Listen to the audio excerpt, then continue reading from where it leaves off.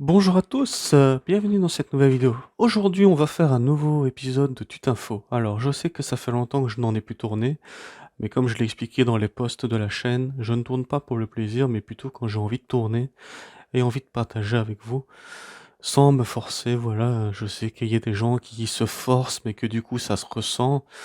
Moi, je préfère faire peu de vidéos, mais qui sont réfléchies à l'avance. Voilà. Et je choisis le jour de tournage en fonction de mon humeur aussi. Voilà. Donc aujourd'hui, on va aborder donc, un nouveau tutoriel de Tutinfo donc sur le clavier. Et on va aborder toutes les touches présentes sur le clavier une à une. Comme ça je peux vous expliquer, pardon, certains, certaines choses qui peuvent peut-être vous paraître inconnues et vous apprendre deux, trois petites astuces sur comment faire certaines combinaisons de touches afin de réussir certaines liaisons de caractères sur votre traitement texte ou autre. Voilà, j'ai peut-être un peu bafouillé quand j'ai parlé, mais voilà, vous savez très bien que souvent c'est de l'impro quand je parle, donc malheureusement je m'en mêle les pinceaux parfois. Donc voilà, alors on va commencer tout de suite. Donc vous voyez que je me suis positionné d'abord à gauche avec le pavé électrique, je sais pas si on peut l'appeler comme ça, mais voilà. Et on fera le pavé numérique et le côté droit du pavé électrique après. Voilà. Parce que, comme je filme avec le téléphone, je ne peux malheureusement faire que des segments de 10 minutes. Donc, quand le segment sera fini, si j'ai tout abordé, bon, on pourra passer à la suite. Voilà, donc on va commencer tout de suite. Alors, on va pas parler des lettres qui sont visuelles. Ça, vous savez comment utiliser une lettre. On n'est pas là pour ça. On va surtout parler des touches d'action et des caractères un peu plus particuliers. Donc on va commencer d'abord par la barre du dessus, ici. Donc vous voyez que là il y a un 2 et un 3. Alors ce n'est pas 2 et 3, mais c'est bien exposant au carré et exposant au cube. Alors, vous voyez qu'il y a bien deux lignes de caractères, ça vaut pour le niveau du dessus aussi. Donc ça c'est la ligne, on va dire, minuscule. Voilà. Et celle-là, et celle au-dessus, c'est la ligne majuscule. Alors, parfois il y a des caractères en bas à droite des touches, mais ça on viendra dessus après. Voilà. Donc toutes les lettres qui sont ici, donc le O carré, là c'est un E comme ça, des guillemets, sauf que nous en Belgique c'est des guillemets comme ceci, et non les guillemets comme vous en France, deux comme ça, mais c'est pareil. Alors l'apostrophe, la parenthèse, le paragraphe, le et accent grave, alors on va aller de l'autre côté, le point d'exclamation, le CCD, le A accent et grave, la parenthèse fermée, et le tiret d'union. Voilà. Alors, vous voyez la barre ici, mais on va parler de ça plus tard. Alors, tout cela, c'est des caractères minuscules, donc vous pouvez les presser sans combinaison de majuscules ou autre. Voilà, ça vaut également pour l'accent circonflexe, mais ça c'est différent, on va en parler plus tard. Ici, c'est un dollar. Voilà, donc ici, c'est le micro, le nano, donc on l'utilise pas tellement. Alors ici, c'est un U accent grave qu'on utilise en général pour faire la combinaison de ou pour poser une question. Où es-tu, par exemple? C'est bien ce U là qui est généralement utilisé pour faire le U directement. Alors vous pouvez faire les accents, mais ça je vous expliquerai après. Ici nous avons bien un égal, un deux points, un point virgule et une virgule. Voilà, vous avez bien visionné votre clavier. Alors ici je parle bien sûr du clavier belge, il y a le clavier français qui est différent, je suppose que le clavier suisse est différent, je sais que le clavier canadien est différent, enfin, dans chaque pays ça peut être différent. Donc ici je parle bien du clavier belge, mais si vous savez interpréter comment utiliser les touches du bas et les touches du haut et les touches en annexe, vous savez utiliser votre clavier peu importe votre pays. Voilà, je suppose que dans le continent africain c'est encore autre chose. Voilà, bref, vous avez compris. Alors ici, comme je vous dis, c'est les guillemets français, mais c'est surtout pour dire plus grand ou plus petit que. Vous voyez qu'il y a aussi un caractère en annexe, mais ça ce sera pour après. Donc, en minuscule, c'est le caractère plus grand, et en majuscule, c'est le caractère plus petit que... Non, là c'est le plus petit, là c'est le plus grand que. Mais maintenant la question est, comment on active les touches du dessus? Pour ceux qui savent, bien sûr, vous avez compris, c'est enfoncer la majuscule ou verrouiller la majuscule. Voilà. Donc ça, c'est enfoncer la majuscule. Donc vous devrez rester appuyé pour faire votre commande majusculaire. Je sais pas si on peut dire ça comme ça, mais vous avez compris. Donc si je fais ça et j'appuie là, ça va faire la touche plus grand que. Voilà. Alors la touche ici, c'est une touche qui s'appelle tabulation.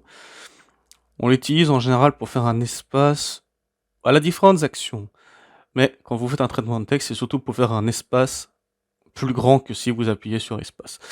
Mais elle a beaucoup d'actions, mais ce serait trop compliqué d'en parler.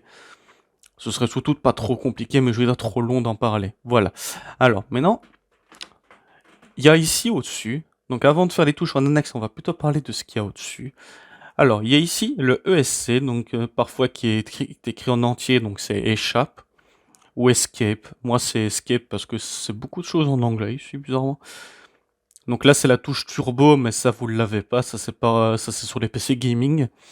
Donc escape ou échappe en français, c'est une touche en général pour fermer quelque chose ou pour ouvrir un menu dans un jeu vidéo, par exemple. Voilà. Ici, vous avez toutes les touches F, pardon, donc de F1 à F12 ici, qui sont des touches d'action aussi, qui ont différentes actions, mais que je ne vais pas aborder ici parce que il y en a beaucoup. Enfin, chaque touche fait quelque chose, mais ça, vous pouvez trouver facilement sur Google. Et vous voyez que parfois, donc par exemple de F3, F4, nanana, vous voyez chaque fois des actions en dessous. Alors, sont activables en faisant la touche Fn qui est ici. Donc ça lance une fonction. Et par exemple, si je fais Fn, F3, je vais couper ma carte réseau. Vous voyez, c'est une icône avec une antenne. Donc c'est normal. Alors, il faut bien vérifier que sur votre ordinateur, vous avez bien les touches fonction en premier et les touches, on va dire, fonction secondaire en secondaire. Il est possible que sur votre PC, c'est activé dans l'autre sens. Donc que les touches primaires, ce soit bien les touches d'action, enfin les touches secondaires. Mais si vous devez faire Fn, c'est les F qui se lancent. Ça, vous devez trouver. Et si vous avez besoin d'autre chose, ou si vous utilisez plutôt les F que les actions, bah ça, c'est à vous de modifier dans votre Windows ou dans votre système d'exploitation tiers. Il y a moyen de trouver facilement. Alors, on va parler des touches d'annexe rapidement, avant que je passe à la partie 2 de la vidéo, parce qu'on est déjà presque à 8 minutes. Mais je préfère couper plutôt que de me retrouver coincé. Alors, vous voyez ici, il y a deux barres, il y a un arrobase, il y a un dièse. Ici, il y a un accent. Là, il y a des accolades, voilà, vous voyez bien. Et ici, il y a les crochets, par exemple. Là, il y a les accents. Eh ben, tout cela, vous pouvez normalement les activer en faisant CTRL-ALT plus la touche. Alors, sur certains logiciels, ça fonctionne, mais pas sur d'autres. Je sais pas pourquoi. Mais vous pouvez facilement utiliser la touche Alt-GR ici, qui finalement est le combo des deux. Donc si vous faites Alt-GR 2 en Belgique, voilà, bien faire attention, ça vous fera bien l'arrobase. Alors, je ne vais pas aller plus loin parce que voilà, je vois le compteur qui tourne. Donc on se retrouve dans quelques instants. Alors ensuite, après l'arrobase, on peut faire Alt-GR3 pour faire le dièse par exemple. Vous pouvez faire Alt-GR parenthèse mais qui n'est pas marqué, ça vous fera un crochet. Ça c'est pas mis mais moi je le sais. Et si vous faites le crochet fermé, celui-là par exemple c'est celui-ci, vous n'avez pas le choix. Alors si vous faites Alt-GR par exemple 9, c'est la collade, c'est ce qui est marqué sur la touche. Mais par exemple, il ne faut pas regarder forcément ce qui est marqué sur les touches parce que ça dépend comment est configuré le clavier, bien entendu. Je sais que par exemple, si vous êtes en France, vous devez faire Alt-GR 0 et ça vous fera l'arrobase qui en Belgique est là. Mais chez vous, il est là. Et votre tiret ici, il est là. Et nous, il est là. Enfin, c'est pour ça que je vous explique en mode belge et globaliser un petit peu le tout parce que chaque pays est différent, comme je vous ai expliqué. Voilà, donc pour ça, on a fini les touches d'annexe. Alors, donc ici, c'est la touche contrôle qui peut servir parfois. La touche fonction, comme je vous ai dit, qui allume les fonctions secondaires, la touche Windows, la touche Alt, qui, en fait, ceux-là, ils s'utilisent pas forcément tout seuls, mais parfois oui, ça dépend. Donc voilà. Alors, la barre d'espace. Alt-GR, bah maintenant vous savez c'est quoi. Alors la touche ici, je suis pas sûr que vous savez à quoi elle sert. Et ben franchement, elle peut vous être pratique. C'est finalement comme si vous faites un clic droit. Donc enfin, ça peut paraître bête, mais sur une souris, il y a deux clics. Il y a le clic primaire et le clic secondaire, donc le clic droit.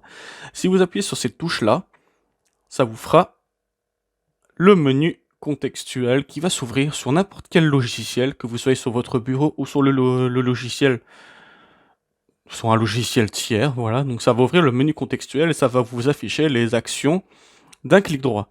Alors, donc là, il y a le contrôle, bah, c'est le même qu'à gauche. Et on va se déplacer pour la suite du clavier. Attention. Voilà. J'aurais pu faire un cut, mais c'est facile à déplacer, c'est pas grave. Alors, ici, vous voyez, il y a la touche à côté des F, il y a la touche Print Screen, donc qui est en anglais, donc en français, on peut appeler ça impression d'écran.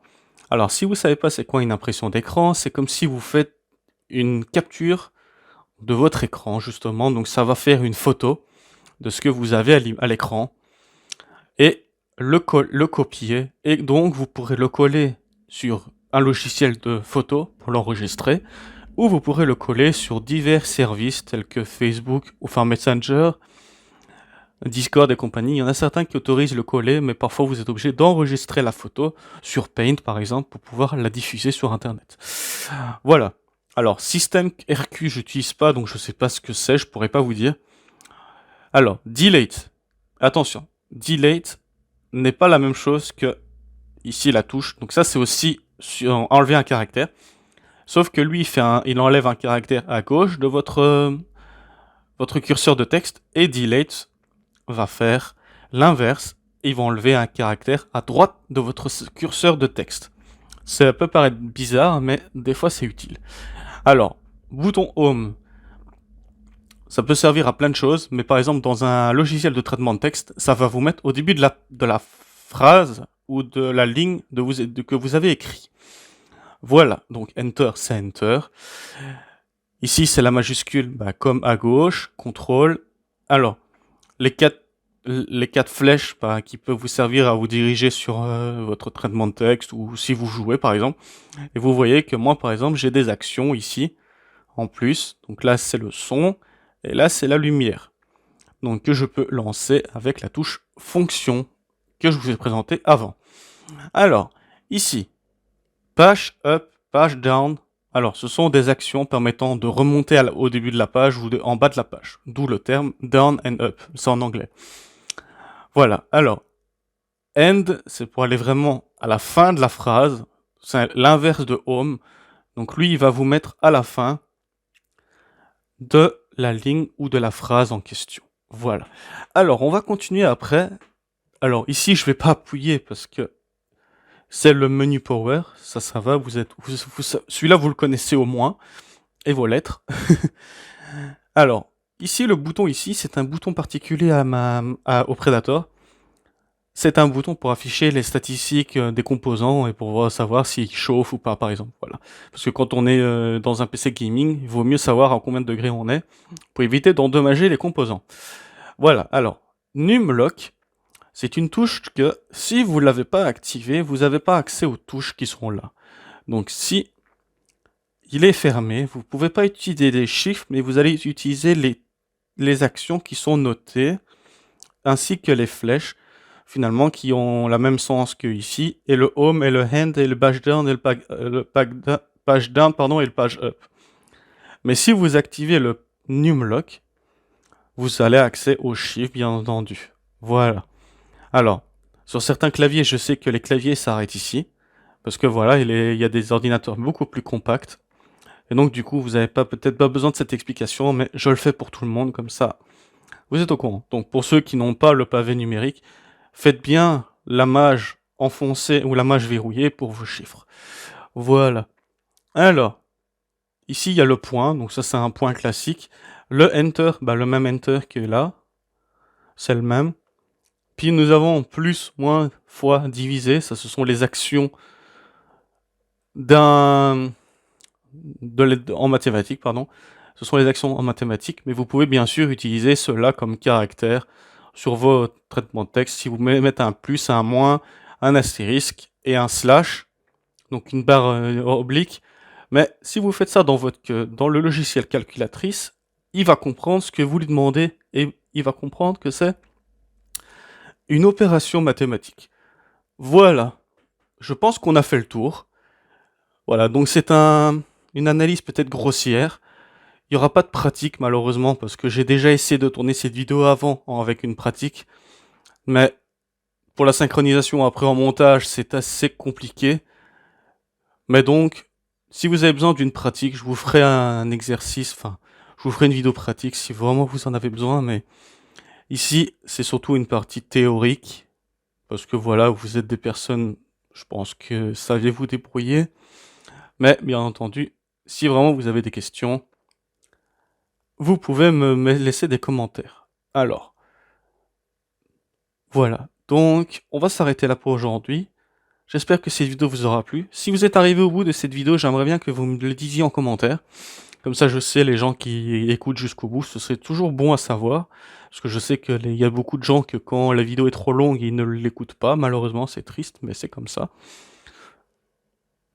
Alors que ça peut toujours servir de savoir.